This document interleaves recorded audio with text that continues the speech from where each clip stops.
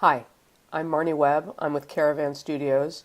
I'm coming to you from my living room in Berkeley, California, just outside of San Francisco. Over my shoulder right there, you can see a picture of my daughter when she was about 2 years old. She's 12 now. I said I work for Caravan Studios. Caravan Studios is a division of a larger nonprofit organization called TechSoup. TechSoup helps nonprofits and NGOs and libraries all over the world access technology that they can use so that they can better achieve their missions and do their work on the ground. At Caravan Studios, we work with those same communities to help them develop technology so that they can apply that technology to some of the most pressing issues and problems.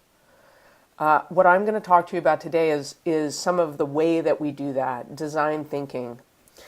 Design thinking is a formal methodology that allows you to quickly iterate and generate innovative ideas to solve complex problems. It's been done all over the world now. There's a book that's been produced by the Gates Foundation called DesignThinking for Libraries. There's a group in Brazil, actually, that's in the process of translating that into Portuguese. There's also a very robust community worldwide about design thinking for educators. Places teach it like Stanford's Design School and MIT here in the States. And again, what they're doing is trying to give students the skills to be able to apply those methodologies and practices to building new solutions to some of our hardest problems. When we do use design thinking to build the apps and different tools that we use it for, we have 5 basic steps in ours. The first step is to generate opportunities for technology intervention.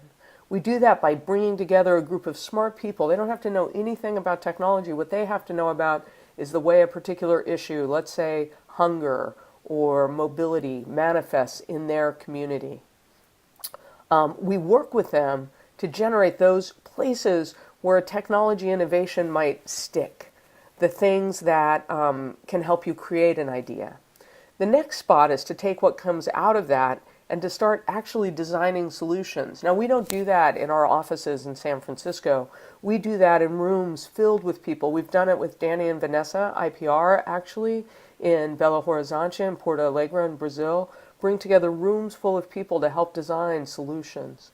2, we look at all the things that got, or 3, sorry, we look at all the things that got designed and we select the one that we think works best for the community. And when we say we don't mean we that works at Caravan Studios in our offices. We mean the big we, all the people that could be engaged in building or using or finding this tool an important solution within their community.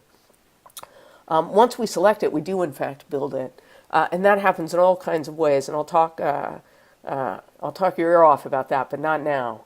And then the last one is use it. Once it gets built, it needs to get out into the community and be used so we can learn more.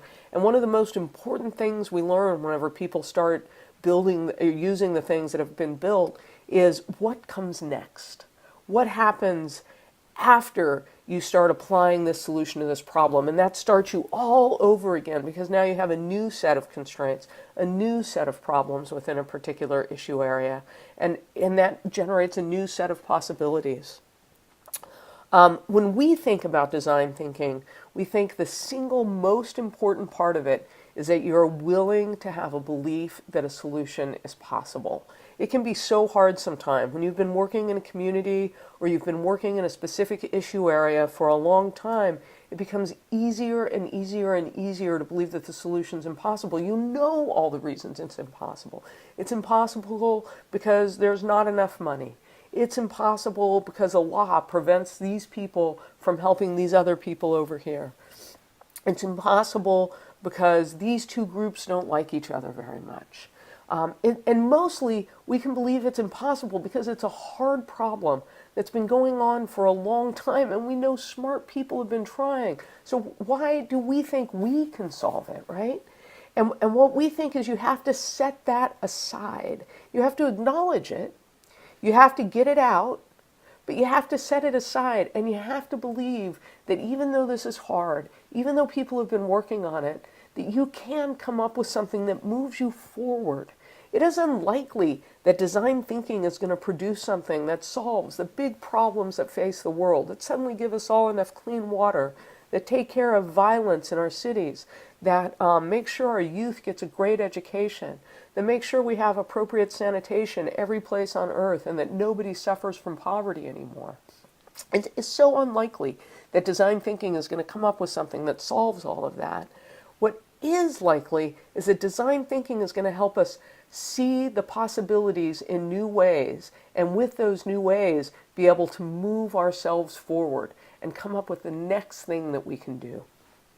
So, with this idea that design thinking can open up possible solutions, I want to give you 5 things. I've written them down. I have them in my notebook. I'm going to suggest 5 things that you have to do whenever you're thinking about design thinking. The first one is question.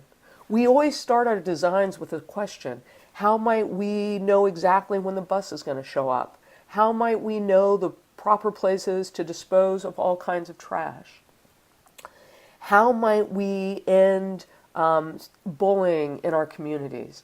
How might we help disrupt child sex trafficking? How might we create some kind of additional resources in the area of domestic violence? All of those questions start with how might we, which is an awkward phrasing, but it's an important one. How might we opens us up to the possibility. It doesn't tell us should.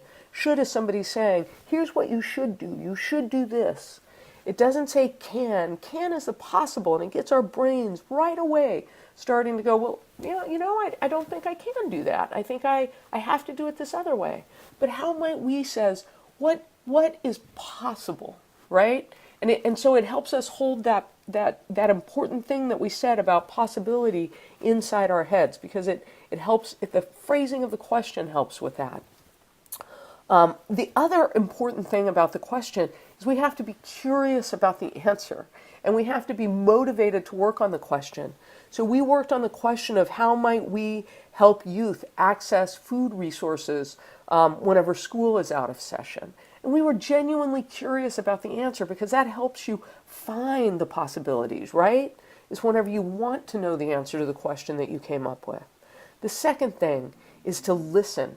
Once you ask the question, it's important to be quiet and to listen. We listen in all kinds of ways. We listen by doing research on the internet and finding out what people have written about it. We listen by calling people on the phone and interviewing them. We listen by doing surveys. We often listen by holding events where we bring people together in a room and have them talk to one another and use sticky notes and answer a whole bunch of questions about a specific issue area. But listening is unbelievably important. Closely related to that is the third thing. You have to collect.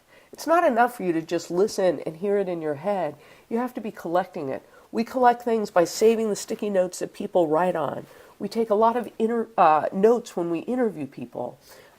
We use the video camera to videotape some of those interviews.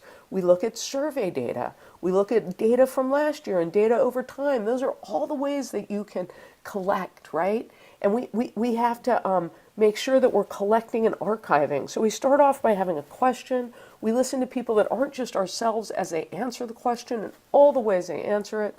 And then we collect their answers and we organize their answers. And this is something I feel like I'm constantly futzing with, I'm putting it into a spreadsheet or a PowerPoint.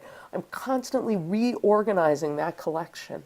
4, we have to believe in an abundance of possible responses, right? That there's a lot of them. When we start looking at what we've collected, we have to come up with a whole bunch of possible responses, an abundance, more than we think we could ever do, so that we have a lot of things to look at and to select from.